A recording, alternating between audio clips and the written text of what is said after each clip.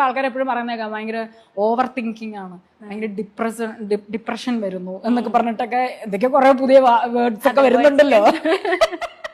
Mood swings എന്നൊക്കെ പറഞ്ഞിട്ട്. നമസ്കാരം. നമ്മളിന്നൊരു വീഡിയോ എടുക്കാണല്ലേ വന്നത്. ഇതില് നടിക്കാണോ വട്ട്, നടി പറയുന്ന കാര്യങ്ങളൊക്കെ വട്ടാണോ, ഇതാണ് നമ്മുടെ മെയിൻ ആയിട്ടുള്ള സംശയം. പക്ഷേ നമ്മൾക്ക് പറയാം, ഒരു സൈഡിലൂടെ ചിന്തിച്ചു നോക്കുമ്പോ നടി എത്ര ഭാഗ്യവതിയാണല്ലേ. എന്തും പറയാൻ, നടി ആയതുകൊണ്ട് എന്തും പറയാനുള്ള ലൈസൻസ് ഒന്നും ആരും കൊടുത്തിട്ടില്ല. പക്ഷെ എങ്കിലും ഒരു സൈഡിൽ നിന്ന് ആലോചിച്ച് നോക്കുമ്പോൾ ഇവർക്ക് ഇതുവരെ ലൈഫില് ഒറ്റപ്പെട്ടു പോകേണ്ട ഒരു അവസ്ഥ വന്നിട്ടില്ല.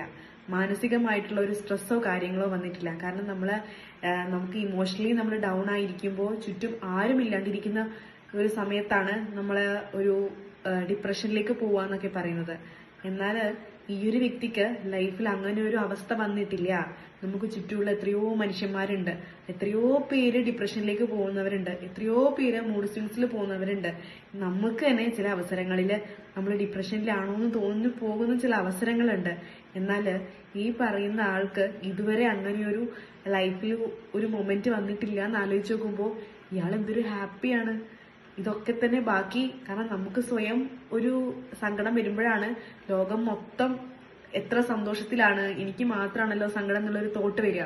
പക്ഷെ ഇവരെ സംബന്ധിച്ച് നോക്കുമ്പോൾ ഇവർക്ക് അങ്ങനെ ഒരു സങ്കടം ഇതുവരെ വന്നിട്ടില്ല ലൈഫിൽ. അതുകൊണ്ട് ഇവർക്കത് മൊത്തത്തിൽ വട്ടായിരിക്കാം.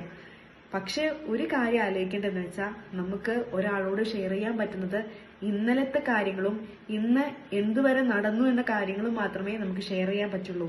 നാളെ ഈ പറയുന്ന നടിക്ക് തന്നെ ഡിപ്രഷൻ വന്നുകൂടാ, മൂഡ് സ്വിങ്സ് വന്നുകൂടാ എന്നില്ല.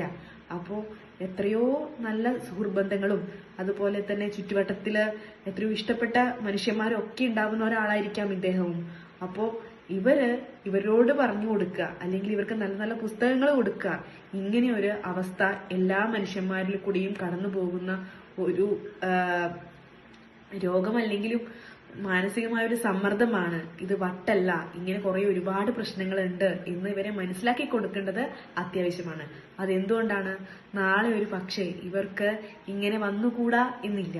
പക്ഷെ വന്നു പോയാ ഇവർക്ക് അത് എനിക്ക് ഡിപ്രഷനിലേക്ക് ഞാൻ പോവാണ്, എനിക്ക് ഡിപ്രഷൻ ഉണ്ട് എന്ന് ഒരാള് കൂടെ നിൽക്കണം എന്നുള്ളൊരു സാഹചര്യം ഉണ്ടെങ്കിൽ അത് സ്വയം നമുക്ക് എന്ത് പറ്റിയതാണെന്ന് തിരിച്ചറിയാനുള്ള ഒരു ബോധം വേണം. അപ്പോൾ ചുറ്റുമുള്ള നല്ല മനുഷ്യന്മാര് ഇവർക്ക് വേണ്ടി കുറച്ച് കാര്യങ്ങൾ പറഞ്ഞു കൊടുക്കേണ്ടത് അത്യാവശ്യമാണ്. നമുക്ക് എല്ലാവർക്കും നല്ലൊരു മെന്റൽ ഹെൽത്ത് ഉണ്ടാവട്ടെ എന്നുകൂടി ഞാൻ ഇതിൽ പറയട്ടെ കേട്ടോ. Thank you.